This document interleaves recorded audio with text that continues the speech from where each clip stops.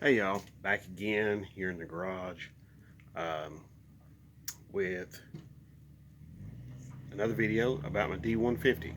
Okay, and this one is going to be talking about more of the changes and modifications I've done to the truck, and but I'm going to give you a little background, a little history on these trucks. Okay, they first came along they were first introduced to the public in 1972. That was their introductory year. That's when they premiered, I guess you could say. They came along in 1972, and they sold the same basic truck all the way to 1993. Now there were changes along the way. There was a refreshening of the grill and the fender, the side sheet metal, and several of the dash. Those are the big items that were changed. There was probably a few other things that were changed as well. Um, that made the truck much more in time, modern with the times, I guess you could say. That came along in 1980, 81, I believe. Don't quote me on that. Okay. However, they did stop production at the end of the 1993 model year to make way for the new 1994 models. Okay, so which that's just an entirely different subject altogether. We're talking about these. Okay, the D series. D series, which in Dodge terminology is two-wheel drive. Okay, your four-wheel drives will be W series. So just a little information there for you. Now, um, I left off the last video where I was talking about the front brakes. I want to pass along one little tip about the front brakes and what you can do to keep those brakes quiet. And you can use this tip on any vehicle out there.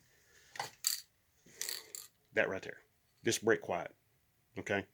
I'm not sponsored by these people at all. I'm not sponsored by anybody. Okay? So, this stuff really does work. It's like, basically, it's glue. Okay? In layman's terms, this stuff is glue, but it remains tacky for years. I mean, right there, that was sprayed a week ago, and it's still tacky. Okay, that will be there for probably years until I come over here with something and I really scrub and scrub and scrub to get it off. Okay, so that gives you some idea. This stuff really does work. I've been using this stuff for ages, and it really helps the brake pads seat in, and it keeps them from rattling and moving around and making noise when they're in use. It's just really good stuff. Uh, I would strongly recommend it. Okay, other changes. I've added I added a receiver hitch and the 7-blade RV plug, which also has this particular one has the flat four with it. I also added a trailer brake control box. It's up there in the cab. I'll show it to you. I also added for looks, I just added the appearance. I added the non-step bumper. I liked the looks of the non-step, just a regular bumper, rather than the step bumper. Okay. Now, you may like something entirely different. It's all up to you. Uh, you do you. Okay. And I'll do me. So, um, also, while we're back here, I'll go ahead and get my light. My bed tonneau cover frame is made out of wood. The skin is aluminum. I constructed this thing years and years ago. I've been using it ever since. It's probably 20 years now that I've been using it. I constructed the brackets there.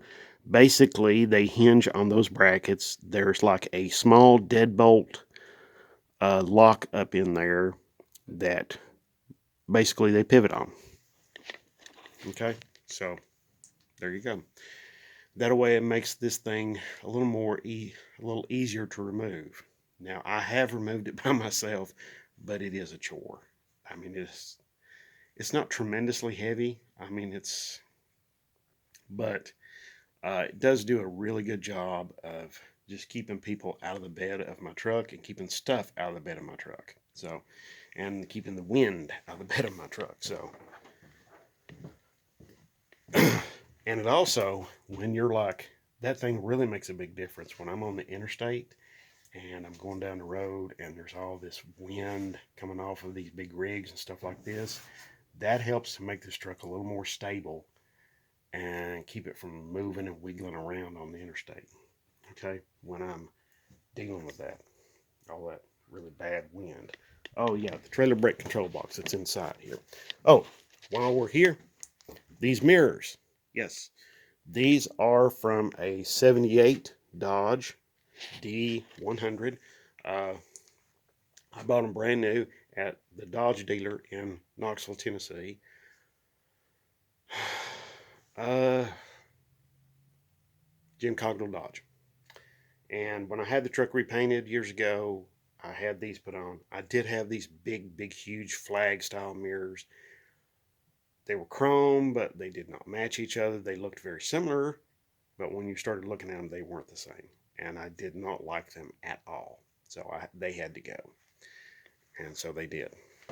And I have these put on to place up, which I like them way, way better. So, trailer brake control box, I mounted down there. It works exceptionally well. It does a great job. Other changes in here has been the mechanical oil pressure gauge. That's one of the latest things. Of course, I have an aftermarket Pioneer stereo. I have 4 speakers, 2 in the doors, and then there's 2 behind the seats.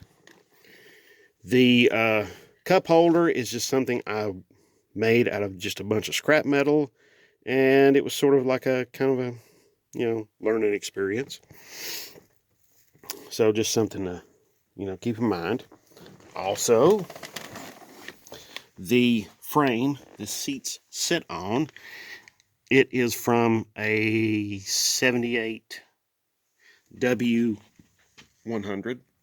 that was in my friend's junkyard, and it was absolutely falling apart. And I mean, there was almost nothing left of it, just the cab and then the frame. That was it. No axles, no bed, no front end, no rear end. It did have this nifty seat here. This center bench seat, this center folding seat here, which has the buddy seat, which has that storage compartment underneath, and of course you can fold it over and you have a armrest, which is really nice when you're on long trips. You can have that armrest, or it's really nice when you have 3 people in here, especially 3 people like the driver and 2 other people like me and my 2 daughters. Okay, so just something to think about. Okay. Yes, the shifter, the handle is a Hurst handle. I put it on there years ago, but the shifter itself is factory. Okay, it is a NP 4500 manual transmission, and yes, it is connected to a 239 or 3.9 liter V6 engine. It is factory fitted. That is the factory transmission. That is what came with it. It is an NP 4500. It says New Venture on the side, and there's not a lot of these trucks that were equipped this way. It also runs back to a 9.25 inch rear axles, 355 geared. So there you go, a very oddly optioned truck. So, but there you go. I think that's most. Oh, the headliner, I redid the headliner years ago with black material rather than the gray. I wanted a little bit of contrast. So there you go. It was all light gray, and I went with the black. I just like it better. So there you are. Oh,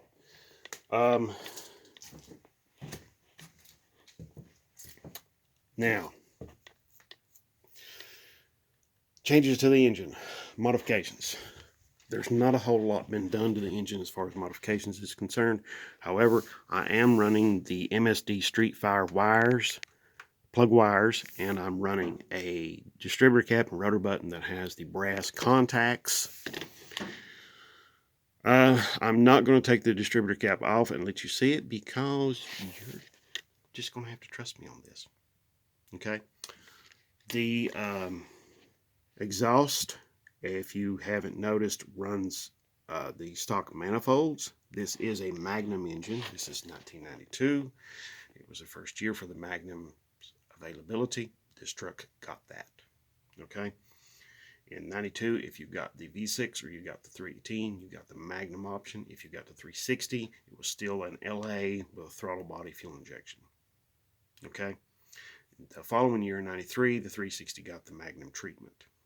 Okay, so other changes, I have went and added this second snorkel right here from parts from 2 or 3 other Dodge trucks from the salvage yard. Yes, that is the metal part of an oil filter canister. I just basically took it off and there you go. Cut it open and made it into a sleeve that basically I can clamp these two together with. Okay. And then I've got this cold air intake here as well. This is the factory one, but I did add this longer piece right here because right here I have that spacer right there that jacks the air filter canister up. This is our air cleaner assembly. This is the factory air cleaner assembly. I did ditch the original center nut because I was having some had some troubles with it. It wasn't stripped, but it was just it would get to where it want to stick, and I was having trouble with it, so I got rid of it. But I went with just a regular nut, and I went with this larger stud there that just bolts to the bolts to a bracket there in the center of the throttle body. Throttle body is the stock one. The intake manifold has been pulled off. I replaced the bottom pan on the intake manifold. On these Magnum engines, they had a pan that the manifold was meant to be taken off and to be cleaned whenever you rebuilt the engine. That pan, however, was made of steel, sheet metal. And what happens is you have an aluminum intake and a steel pan or sheet of steel. They heat up and they can cool down at different rates so that you can have a leak. Not only that, they just had a regular old paper gasket there sealing everything up. And so I had a little oil leak. Actually, it was sucking oil into the intake and had for quite some time. So I contacted Hughes Engines. They sent and I ordered a replacement pan for that intake. They sent me one, got it put on. It's great. No problems. Okay? All right. It actually works really well. Very well. Replaced the timing chain once at just a double roller. Nothing real special about that. The original timing chain was getting very worn and very wore out. So, one other change. I reduced the amount of pressure the power steering pump puts out. There is articles about that on Allpar. You can see it there for yourself. So, just something to think about. The reason why I did that was to reduce the amount of steering effort. Okay? Also, onto the steering. Down here, as you can see, I will try to get you in a very favorable position. You can see these bars. Okay, this bar here and this one below it, they run from the top and the bottom of this C-channel frame rail, and they run down to that very beefy cross member. Now, this is basically helping this frame rail to keep from twisting like this whenever I'm steering. Okay, that steering box has to have something to mount to and to get leverage. Okay, to turn those tires. Now, when I do this, this keeps that nice and solid. Now, you'll see that right here is a factory brace, okay? But I wanted to up the ante and make this even a little bit stiffer. That's what I did. Also, over here, you can see I have another one of those braces, but it's just running from the bottom of the frame over to the front of that front cross member that runs under the radiator. And it's a big, beefy, heavy-duty cross member. It's not some light little bitty thing. So, what else? Let's see.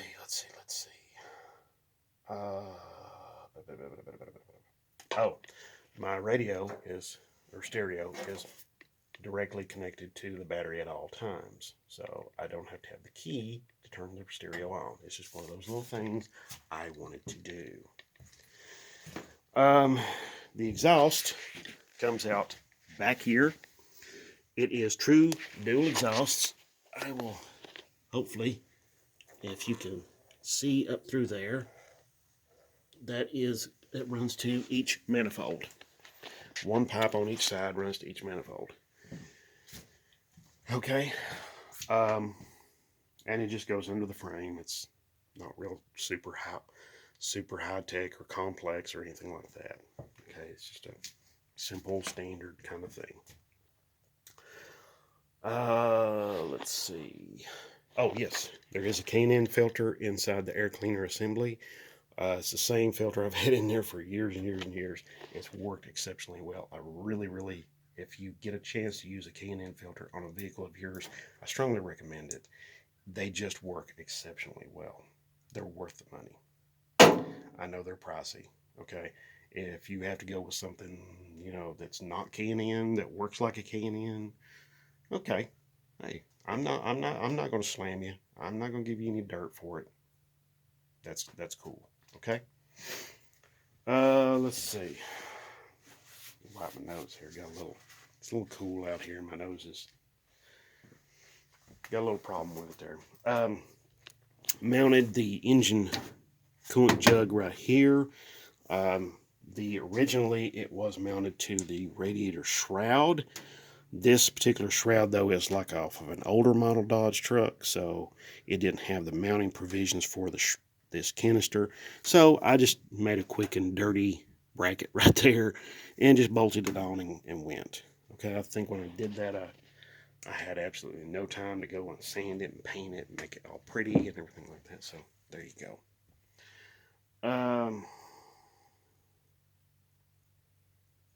So yes, the computer is factory. The injectors are factory.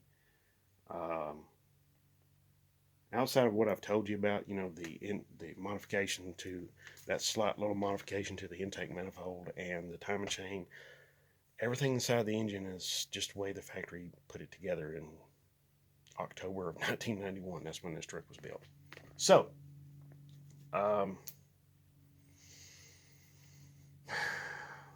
everything else that you will see on the truck is the way it was originally equipped. Okay, it did originally come with AC, and it still does work, and it still runs R12. So I'm very fortunate for that. Very thankful for that.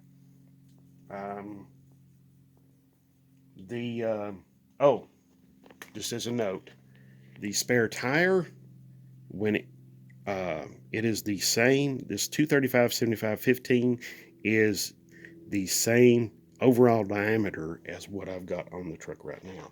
Now, I would like to go ahead and tell you all, I did use a 275/60/15 on here on some 15-inch wheels. They were like 15 by 8, and it was a great looking tire. Oh, it looked fantastic on the truck. However, it handled like crap. It was awful, and I mean awful. So I was like, that ain't gonna work. Oh, speaking of handling, yes, very ADD. I know. This has a sway bar underneath.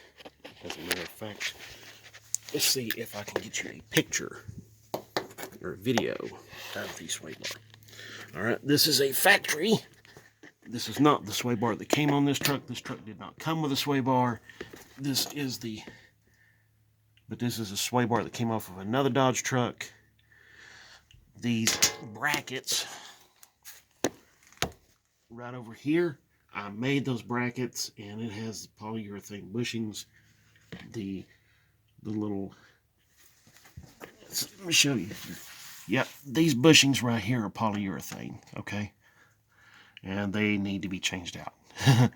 They've been on there several years. So, actually, they've been on there probably like 10 or 15 years, really. But, there you go, okay? So, there you have it. That is all the modifications and changes I've made to this truck over the years. And